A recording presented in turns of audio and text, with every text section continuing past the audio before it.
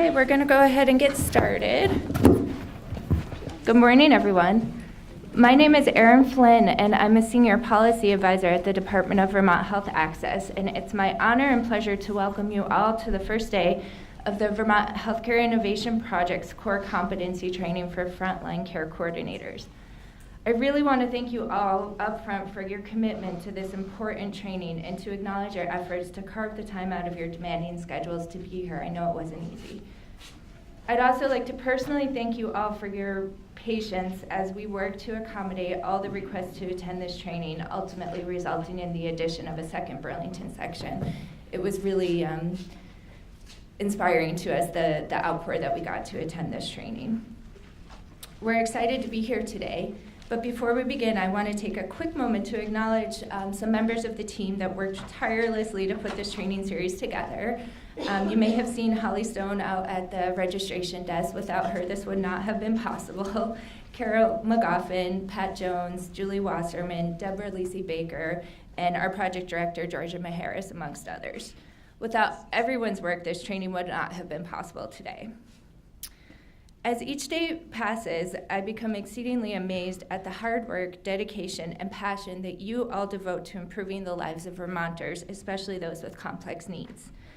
I've seen providers across communities statewide come together and reimagine the way that they work together in partnership with individuals to ensure that their goals and needs are being met.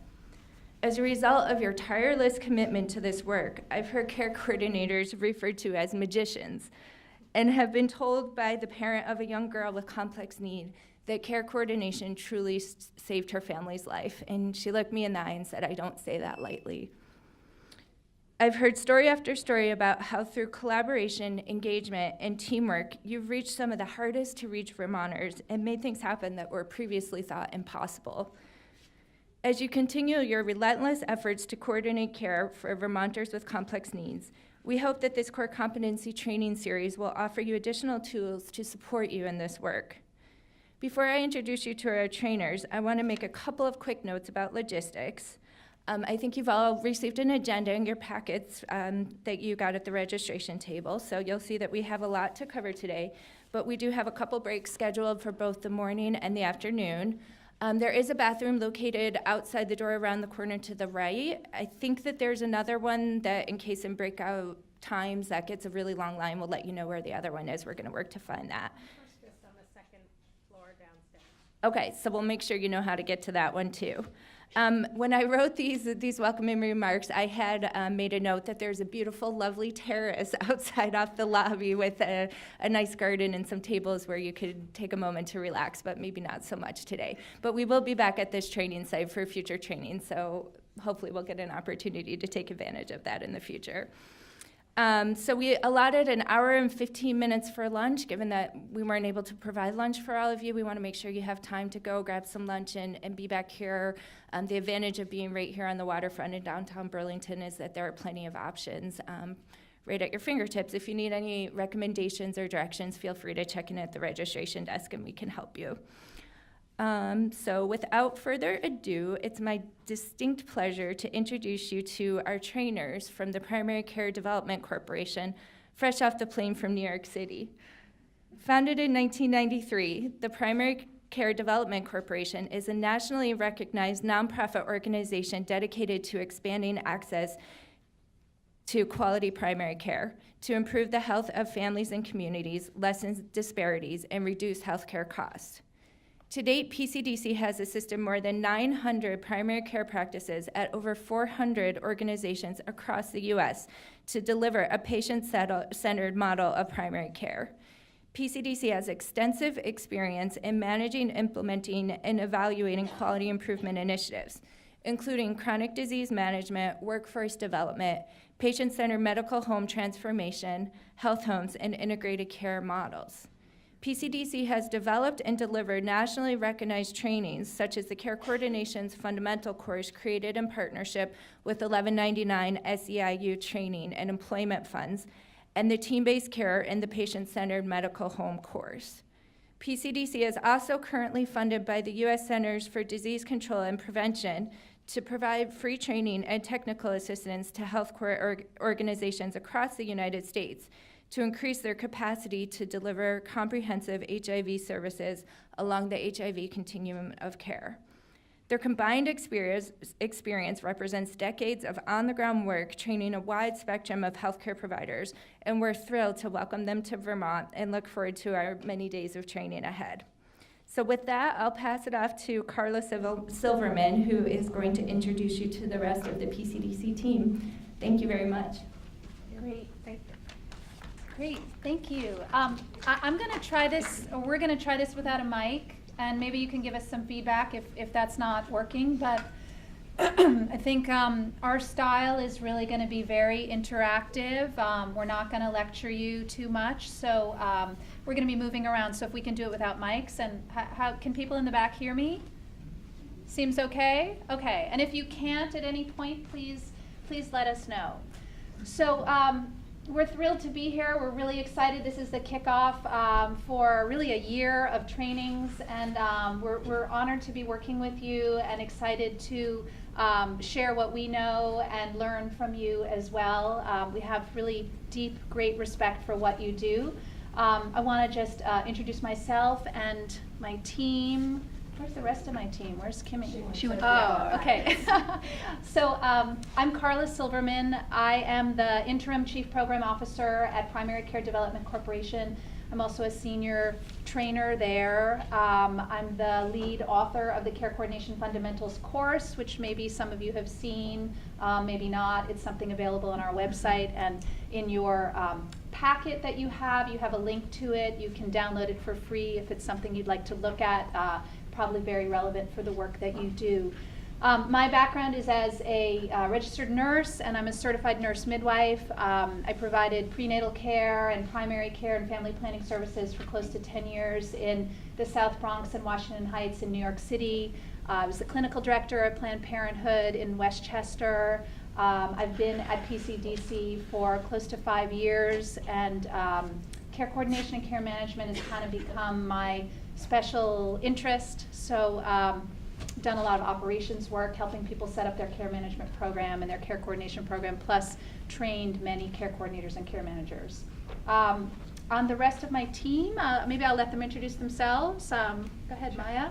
Hi everyone, my name is Maya Baroud. I've worked at PCDC for about 4 years now and actually assisted Carla on the original care coordination course as well as team-based care, bits and pieces of which you'll sort of experience through this training. My background is in community health care. I worked at a community health center for several years in Connecticut, and today I do a lot of work. I do some work with care coordination. I also spend a lot of time coaching practices around patient-centered medical home. Hi everyone, I'm Gail Lipton. I've actually only been at PCDC for about 6 weeks. So I work part-time as someone who develops all the training curriculum and also as a trainer. I'm a health educator by training and profession, and I've spent all of my career working in underserved communities, primarily in New York City, on both prevention and treatment and education programs around sexual and reproductive health, diabetes, general health and nutrition, breast health, lots of other things.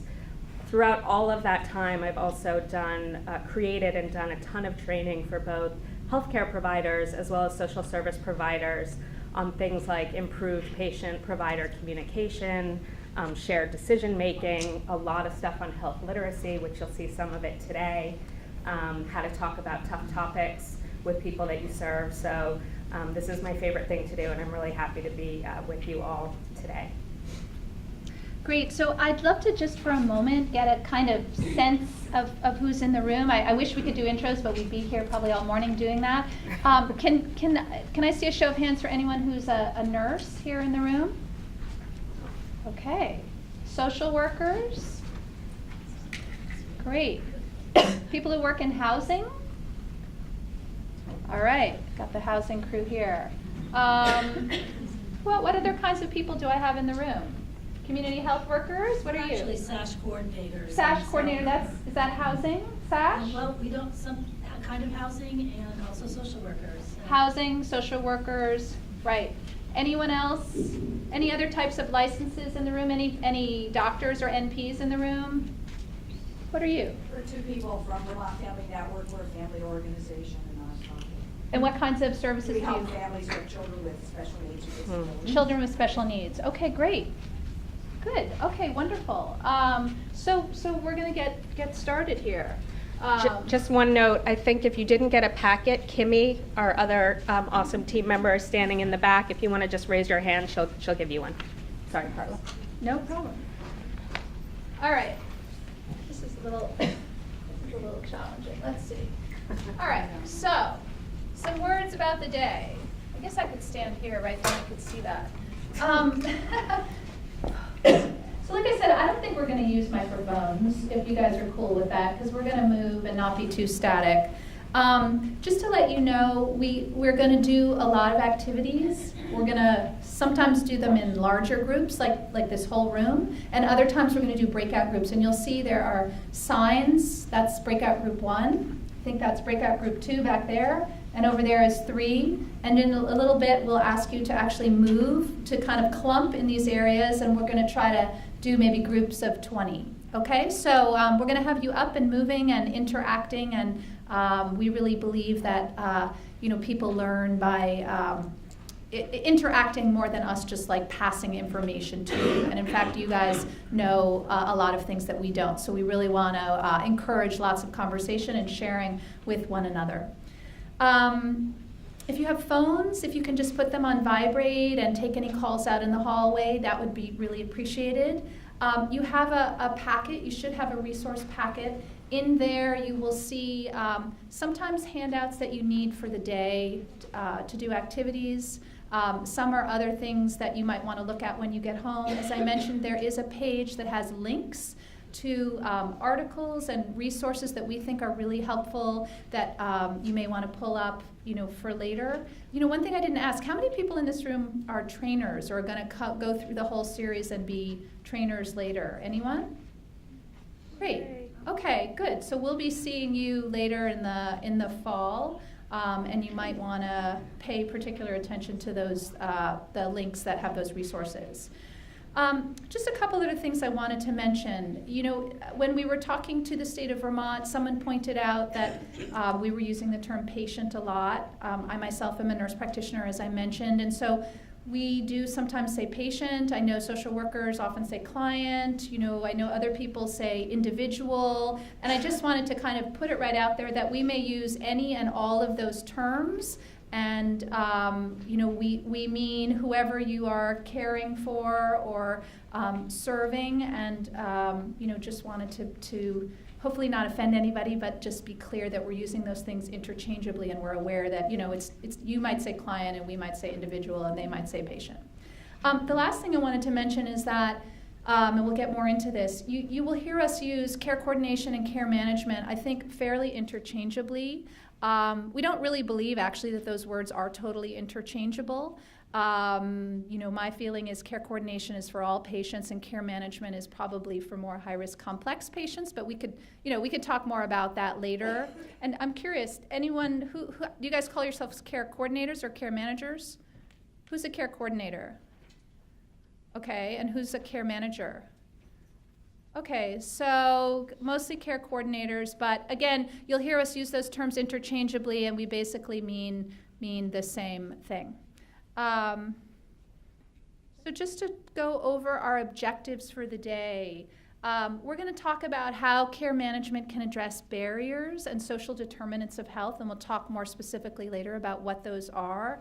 We're going to talk about what is working well and what's not working so well in terms of functioning as a team. We're going to talk about strategies to engage healthcare providers in care management and care coordination work. We're going to talk and think about how our culture's view of chronic disease can affect people living with those conditions, and also potentially how we care for people with those conditions, and talk about some strategies to overcome that. We're going to talk a lot about health literacy and do some exercises and activities to figure out how to address health literacy issues with our patients. And those are going to include using plain language in your work and using the teach back method. And remember, today is day 1. of a 3-part series, right? So I'm assuming I'm going to see all of you again in May and in July, right? So, because it's a 3-day course. And a lot of what we learned from you today, we will take back and incorporate into what we're planning for our May program and our July program. Carla, sorry, just a word. 3 days with one training organization and 3 days with another training organization. I heard some whispers saying, isn't it 6? It is 6 days. Oh, sorry. I'm so sorry. Yes, there is another organization that is providing disabilities-focused training that I think runs in parallel with us. So I think you see us and then you see them, and right, what do you have it monthly, I guess, right? So we'll see you again in May, but you'll see them in April and June and August. Great. Okay.